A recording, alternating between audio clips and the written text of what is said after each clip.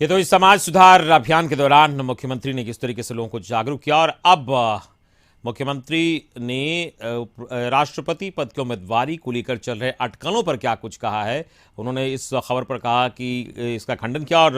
कहा कि भागलपुर में मीडिया के सवालों पर उन्होंने कहा हमको इस तरह की बात की जानकारी नहीं है, किसके दिमाग में क्या है, कौन लोग क्या बोलते हैं, इस पर हम ज्यादा ध्यान नहीं देते क्योंकि हम काम करने पर व्यस्त रहते हैं। हम तो ऐसा सोचते भी नहीं। दरअसल सोशल मीडिया में इस तरह की खबरें चल रही है कि नीतीश कुमार विपक्ष की ओर से राष्ट्रपति पद के उम्मीदवार बनेंगे। सीएम नीतीश कुमार से पहले खबर जेडीयू और बीजेपी नेताओं की प्रतिक्रिया भी आई थी, जिसमें नेताओं ने भी जानकारी नहीं होने की बात कही थी और अब खुद मुख्यमंत्री ने इन अटकलों पर विराम लगाया है।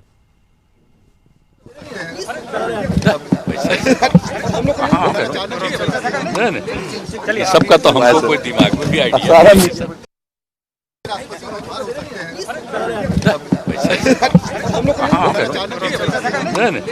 चलिए, सबका तो हमको कोई दिमाग में भी आइडिया।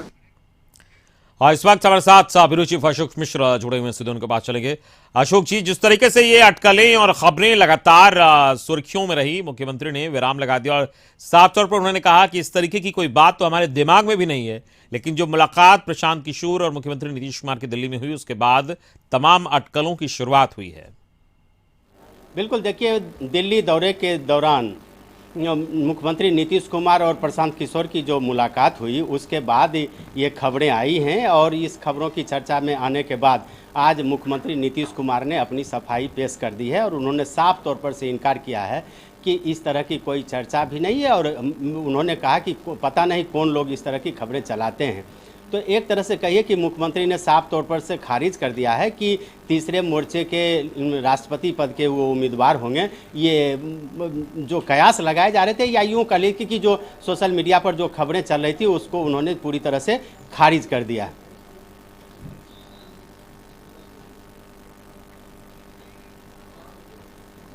जी अशोक जी, जो अटकलें हैं उसको उन्होंने साफ तौर पर खारिज किया है, लेकिन इसके अलावा जो एक तीसरे मोर्चे की ओर से बात कही जा रही थी कि तीसरे मोर्चे और विपक्ष की ओर से ये उम्मीदवार हो सकते हैं, तो क्या इन अटकलों पर विराम लगाया? लेकिन जो तीसरे मोर्चे को मजबूत करने की कवायद है वो उसमें कुछ दिख रहा है कि उसमें और गति आ रही है इन तमाम अटकलों के बाद।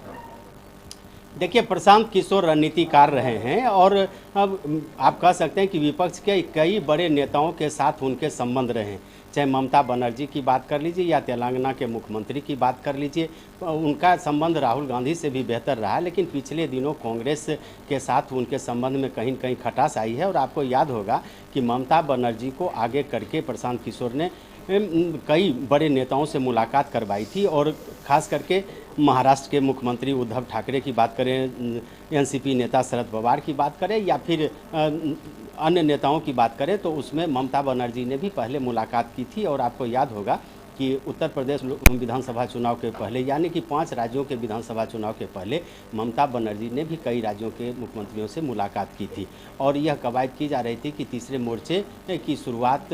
होनी चाहिए। और सबसे बड़ी बात है कि ममता बनर्जी को उसका लीडर बनाने की बात हो रही थी, लेकिन कई अन्य दलों के नेताओं ने इस बात का समर्थन नहीं किया और कहा जा रहा है कि प्रशांत किशोर और ममता बनर्जी के बीच में संबंध कहीं न कहीं तल्ख हुए।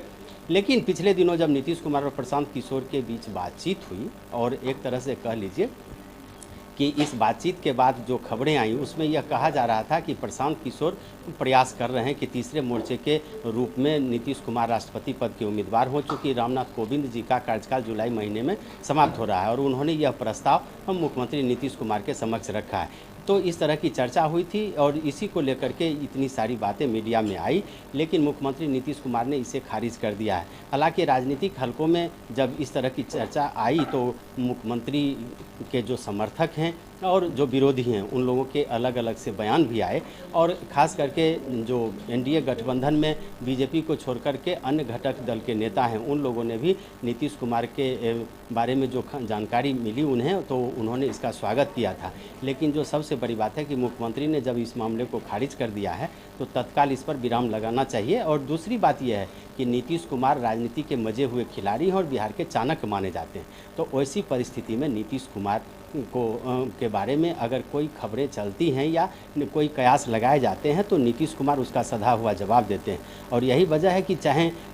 आप याद कीजिए कि अनेक ऐसी सभाएं हुई जिसमें नीतीश कुमार को जदयू के नेताओं ने प्रधानमंत्री पद का उम्मीदवार बताया, घोषित किया। कई सभाओं में जदयू के बड़े नेताओं ने नीतीश कुमार को प्रधानमंत्री बनाने की बिल्कुल अपील की। एक बार फिर से उन्होंने आपको याद होगा कि ललन सिंह जब जदयू के राष्ट्रीय अध्यक्ष बने थे तो फिर उन्होंने भी प्रधानमंत्री पद का उम्मीदवार बताया था। लेकिन जो सबसे बड़ी बात है कि नीतीश कुमार इन बातों को सिरे से खारिज करते रहे हैं और आज उन्होंने फिर एक बार फिर से अटकलों पर विराम लगाया। इस पूरी बातचीत के लिए बहुत बहुत शुक्रिया अशोक मिश्रा आपका, हमारे ब्यूरो चीफ अशोक मिश्र।